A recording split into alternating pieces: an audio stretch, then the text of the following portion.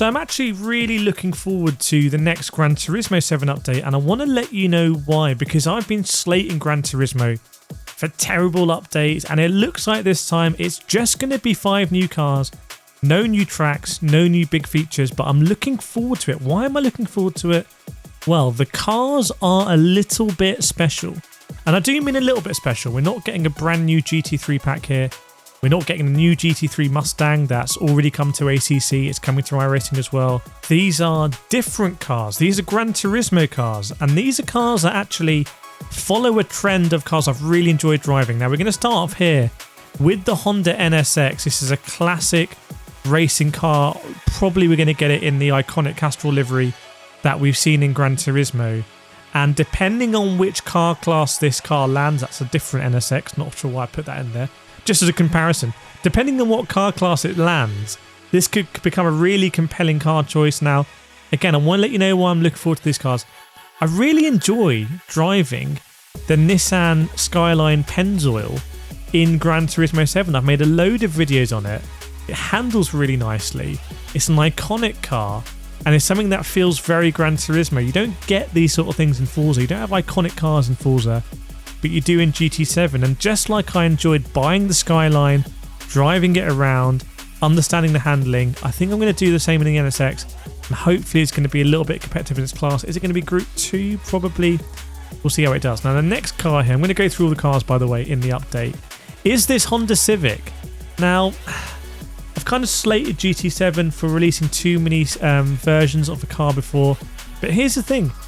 I really enjoyed driving the Honda Civic in Gran Turismo 7. I've done police chases in it. I've done a barn find video in it where I, destroyed the car and then had to fix it up.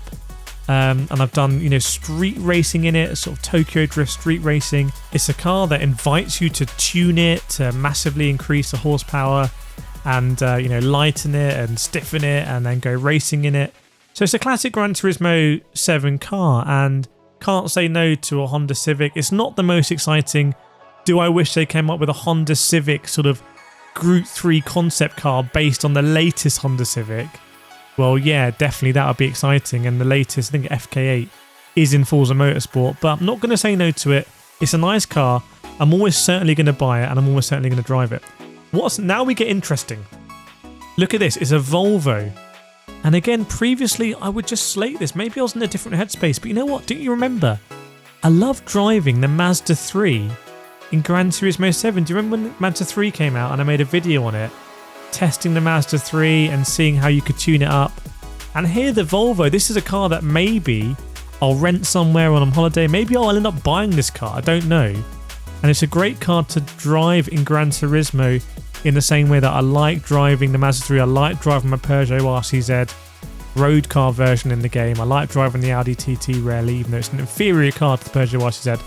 So I'm excited to have that in the game, and I'm starting to understand a little bit more. And already those 3 cars, you've got a classic Honda NSX, sort of fan service. You've got an old school Honda Civic, and you've got a relatively new Volvo. I think it's the V40. And we don't need to pay for them. It's not like iRacing, you're going to pay like $12 a pop for your cars, or ACC where you've got to pay for the DLC. So I don't know why I'm feeling so charitable now.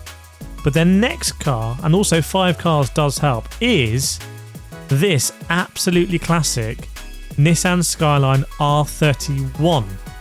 Now, I've again slated Gran Turismo for having a billion Skylines, but you know what? Don't you remember? I really enjoyed driving the Nissan Skyline Super Silhouette when it came out. I made a video of it driving at Fuji in the rain, and I like driving this boxy old thing, and you can't look at the rear view because there's a massive plunger in the windscreen or whatever. It was silly, but I enjoyed driving it and the crazy turbo on it, and even modifying it, even though it was a Group 3 spec race car. And then I took it to Group 3 racing in the daily races, and I even won some top split races in it. So I'm actually looking forward to this R31 Skyline coming in Gran Turismo 7, and it is a classic Gran Turismo car. Now the last car coming, and if you know what it is, put it in the comments, and make sure you subscribe if you want to see more videos like this. I'm not looking forward to as much. This one I can't quite play, so I'm going to play the Silhouette now, so you can play along and see if you know what it's going to be. Here we go. Very, very, very boxy. What is it? It's the old school Volvo.